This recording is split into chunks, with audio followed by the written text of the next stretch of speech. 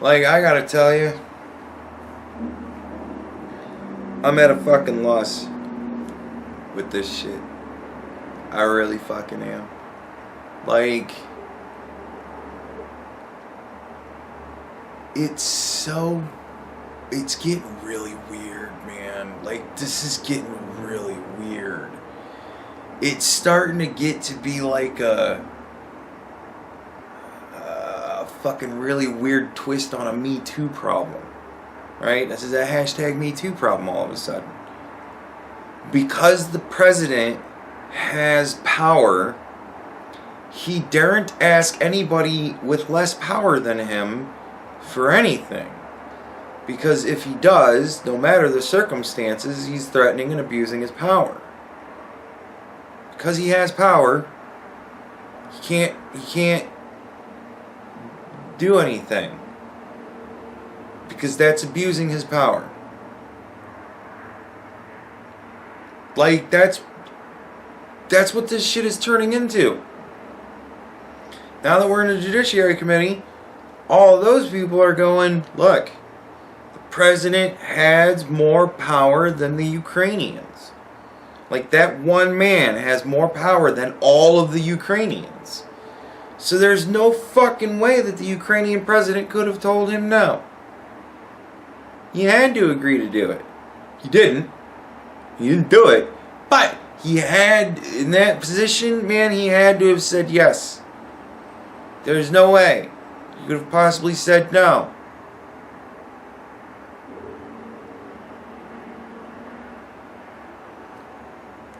So we can't, like...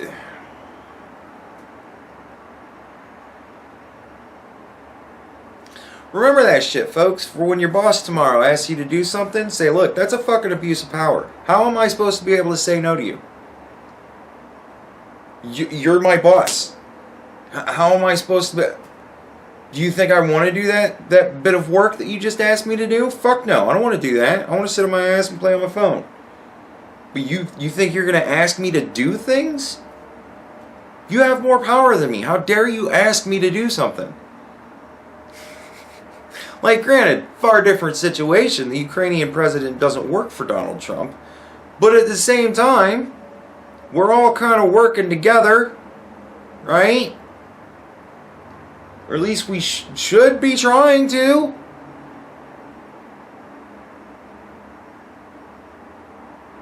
And it kills me. Every time the legitimate concern with Joe Biden and his fucking kid, every time that's brought up, it's played off as that's conspiracy theory and just ignored. They never say anything about it. Like, it's just ignored.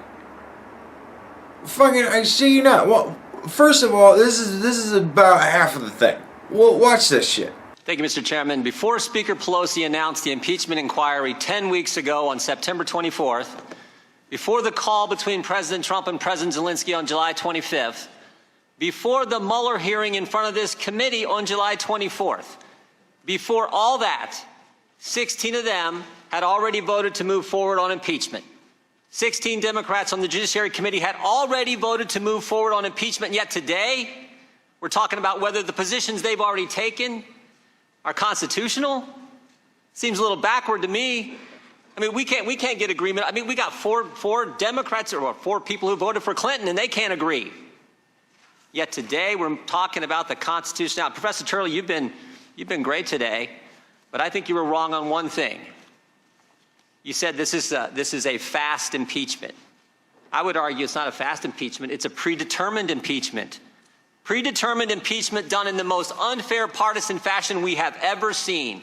No subpoena power for Republicans. Depositions done in secret, in the bunker, in the basement of the Capitol. 17 people come in for those depositions. No one could be in there except a handful of folks that Adam Schiff allowed in those depositions.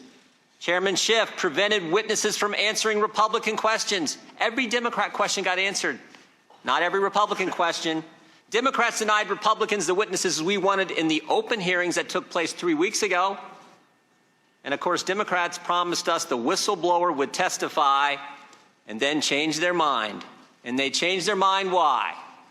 because the whole world discovered that Adam Schiff's staff had talked to the whistleblower, coordinated with the whistleblower with no firsthand knowledge, bias against the president, who worked with Joe Biden, whose lawyer in January of 17 said the impeachment process starts then. That's the unfair process we've been through. And the reason it's been unfair, let me just cut to the chase. The reason it's been unfair is because the facts aren't on their side. The facts are on the president's side. 4 key facts: will not change, have not changed, will never change. We have the transcript. There was no quid pro quo in the transcript. The 2 guys on the call, President Trump and President Zelensky, both said no pressure, no pushing, no quid pro quo. The Ukrainians, third, didn't know that the aid was held up at the time of the phone call. And fourth, and most important, the Ukrainians never started, never promised to start, and never announced an investigation in the time that the aid was paused. Never once. But you know what did happen in those 55 days that the aid was paused? There were 5 key meetings between President Zelensky and senior officials in our government. 5 key meetings. We had the call on July 25th. The very next day, July 26th, we had Ambassador Volker, Taylor, and Sondland meet with President Zelensky in Kyiv. We then had Ambassador Bolton, end of August, meet with President Zelensky. We then had the Vice President meet with President Zelensky on September 1st, and we had 2 senators, Republican and, more importantly, Democrat Senator Murphy with Republican Senator Johnson, meet with President Zelensky on September 5th. None of those 5 meetings was aid ever discussed in exchange for an announcement of an investigation into anybody. Not one of them. And you would think the last 2, after the Ukrainians did know the aid was being held, you would think it would come up then. Particularly the one where you got Senator Murphy, the Democrat, there talking about it. Never came up. The facts are on the president's side. But we got an unfair process because they don't have the facts. We got an unfair process, most importantly. And this gets to something else you said, Mr. Turley. And this is scary. How mad the country, I mean, that was so well said. This is scary. The Democrats have never accepted the will of the American people. To Mr. Turley's point, 17 days ago, the Speaker of the United States House of Representatives called the President of the United States an imposter. The guy 63 million Americans voted for, who won an electoral college landslide, the Speaker of the United States House of Representatives called that individual an imposter. That is not healthy for our country. This is not healthy. The facts are the facts. They are on the president's side. That's what we need to focus on, not some constitutional hearing at the end of the process when you guys have already determined where you're going to go. With that, I yield back. I mean, it is kind of scary, this whole thing. Like,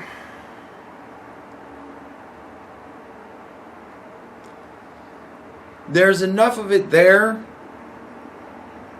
that you kind of got to go, well,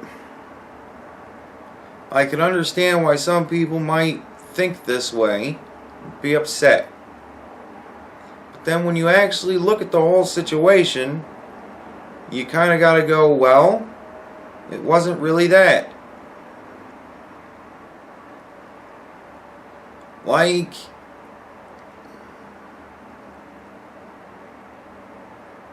it wasn't really that. They don't have anything. They have a bunch of people saying, I thought it was this. They've always had a bunch of people saying, I think he's a crook. Like, and I think you did a crime ain't good enough. Like, if it's not good enough to put somebody in prison for, it's not good enough to fucking put a president out of office for. Can you imagine being arrested upon suspicion, convicted upon the basis of suspicion, and imprisoned on the basis of suspicion? We think you did this crime? We don't even actually have evidence of an actual crime, but we think you committed a crime. We think you trafficked 1,000 tons of cocaine into this country. We don't have the cocaine. We don't have the cars or whatever you used to do it. We don't have any proof, but we think you did it.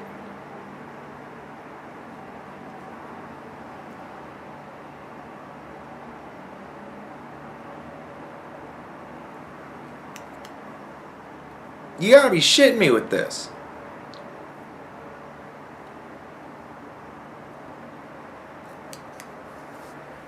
And I mean, look at the setup of the shit today. They have 4 people up there, 4 professors, 4 constitutional fucking scholars, right? And they're up there to talk about the constitutionality of all the things that are going on, right? We're questioning professionals who do nothing all day but sit and read the Constitution and then think about what it means, right? So we got these 4 people. And 3 of them are against Donald Trump, and 1 of them is kind of for Donald Trump.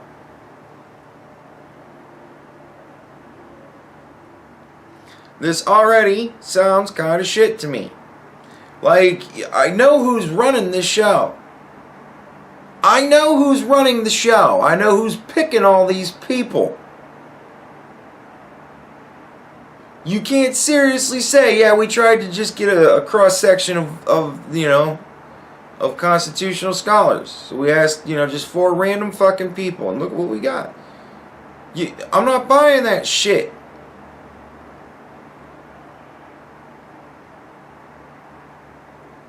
This is scary shit. Like, this is actually... I'm almost seeing this cinematically. You know what I mean? Like, we're in kind of the first part of the movie here. It gets a lot worse from here. Like, this is really fucking... I don't know. I don't even know.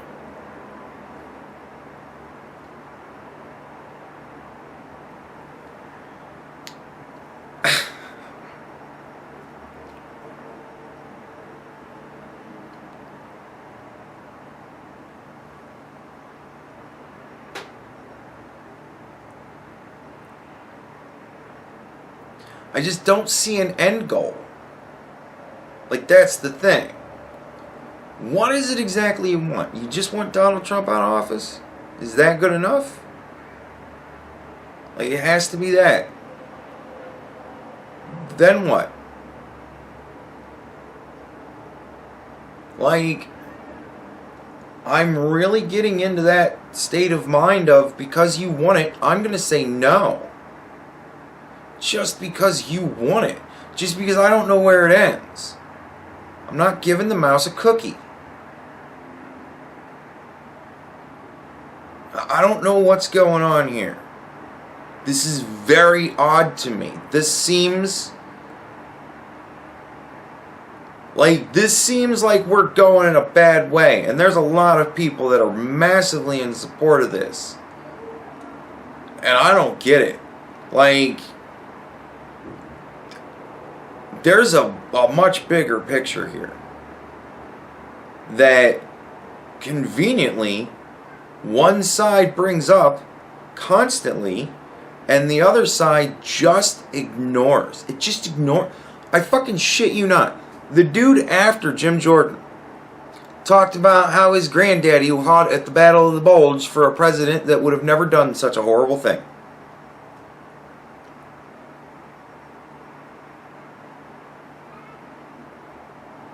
Like, are you shitting me? That was some pretty wild fucking shit that Jim Jordan just said. Those are some pretty strong-ass accusations. And the response to that is a heartfelt story about my granddaddy fighting in the Battle of the Bulge for a really good president. And boy, isn't he much a better president than we have now? Isn't it a shame we have such an evil, horrible president now? They're literally saying this motherfucker wants to be king. They're bringing up king shit.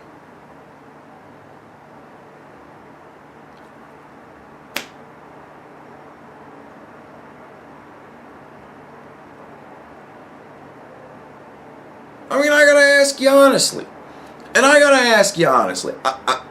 Please control yourself. If you're gonna bother to answer this fucking question at all, please try to control yourself. I seriously want to get almost kind of this is a shitty way to do it because my audience, but you are my audience. I know you guys well enough to know that if I ask you, please don't fuck around with this question. Please answer this honestly. I want to honestly hear your answer. If Donald Trump honestly pushed for kingship, would you be in favor of that? Like, I get the whole Emperor God King thing. I get the meme. Yes, we're all playing 40K. I know. But I'm serious. Because I wouldn't. Fuck no. No. Like, that's why I'm so against the Democrats right now. They're kind of pushing for this shit. We want authoritarian rule. We want to be able to say we don't like him. So we're going to say no, you can't have him as president. Pick another one.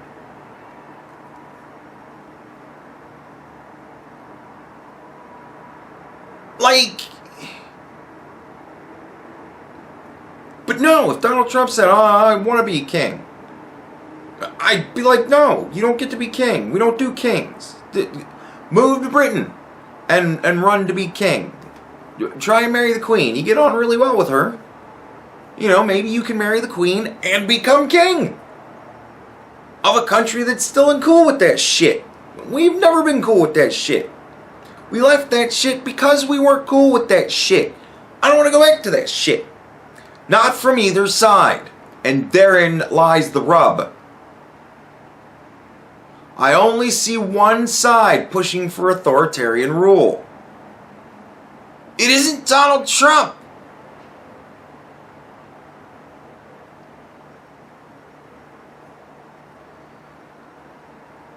But I honestly have to think that unless you are deciding to fuck with me, not a goddamn one of you is going to say, yeah, I kind of would like to have Donald Trump be our king. I don't see that shit happening. I just don't. So bringing up Donald Trump might try to become king, that's not a good argument. I'd go as far as to say there really aren't many people that would legitimately, seriously answer the question of, would you be cool with King Donald Trump? Yeah. I can't even imagine that. I can't even fathom that. There's a lot of things that have come to pass that I never in a million years thought would fucking happen. And they're fucking happening right now. But nevertheless, like that, dude, that right there, that is a bridge too far for me. I mean, Americans get fucking crazy with shit. But that is beyond the pale. Like, if you would have said to me 10 years ago, you know, the Democrats are really going to make a push to just tell you what the fuck you can and can't have. And who you can and can't have represent you. And they're really going to push to fucking run everything. I'd go, I buy that. You said the same thing to me 10 years ago about Republicans. I would have said, yeah, I buy that. I would have never really thought we'd have gotten here. But here we are. But I don't think there's an American breathing right now that would seriously support King Donald Trump, the King of the United States of America. You've got to be shitting. But yet, it's like a basis for this. He might want to be king. Okay. Well, he might want to grow fucking unicorn wings and fly around. I give a shit what he wants. He ain't gonna get that. This is like he can get another 4 years. Why am I giving him that? But then you're done, like everybody else. Like the 44 motherfuckers before you. You get 2 tries. Some didn't make it. And you didn't make it. You only made it once. And Donald Trump might be a guy that only makes it once. And then you gotta go. Let's fucking hope Joe Biden doesn't have a stroke in the middle of a fucking, meeting with Putin and decide to sell him the country for a glass of Chardonnay. Like,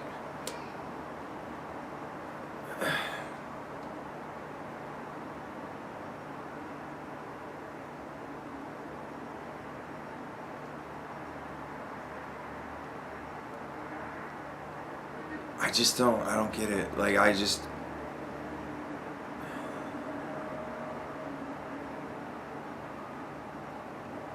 So, part 2 of the, what I imagine is going to wind up being a trilogy of some sort, right? Because then I think after this it goes to the Senate, right? And then they're gonna fucking say, pfft, and then that's gonna be that. So, you know.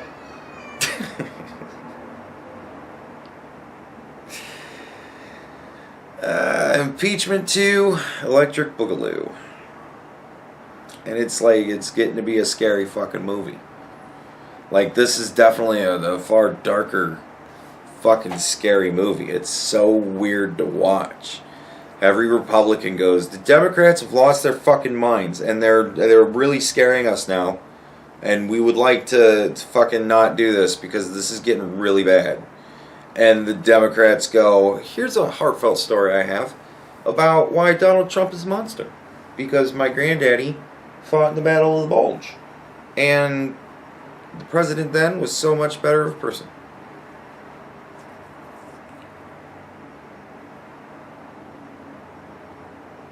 And it's all that shit. He's gonna be king! Says who? Who the fuck is saying that? Are you seriously reading the memes and buying this shit? They're memes! You ever played 40K before? Look up 40K, fucking tards.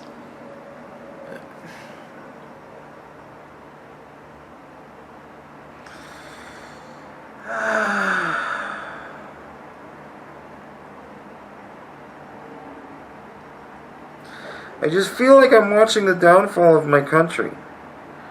Like, I feel like I'm watching us slide into an authoritarian rule.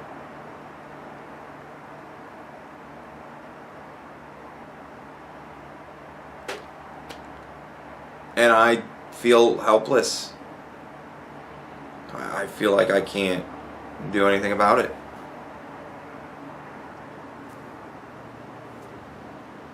I mean, they're ignoring their colleagues.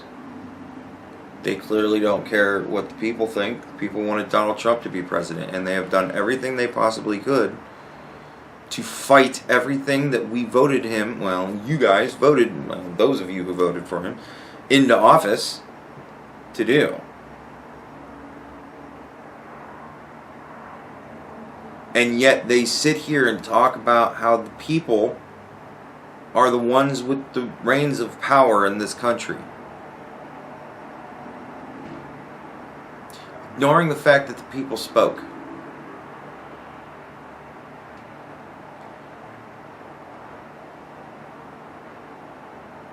Like they're acting like the popular vote mattered more than the actual election, and because of that, they're saying we have the will of the people on our side. More of the actual populace voted for us to stop this guy at every turn. Fuck the fact that all of those people lived in like 4 blue dots and the whole rest of the country was red.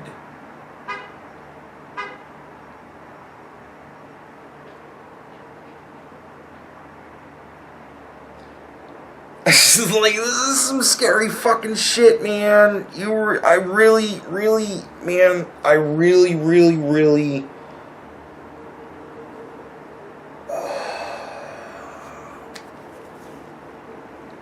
I don't even know what to do at this point, because I don't know how much we can. I mean, there's a lot of people that are already talking about this election's gonna be rigged. And like I fought that dark thought process, but now again, they don't care what happens. They want to rule. They don't care what it costs. So, how far are they willing to go?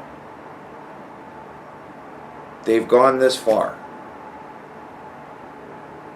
I don't think they're going to shy away from actually legitimately trying to do something. So I don't know. Like, I don't know what we can do at this point.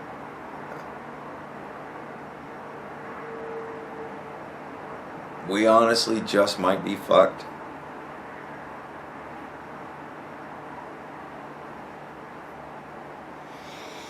Today is not a good day.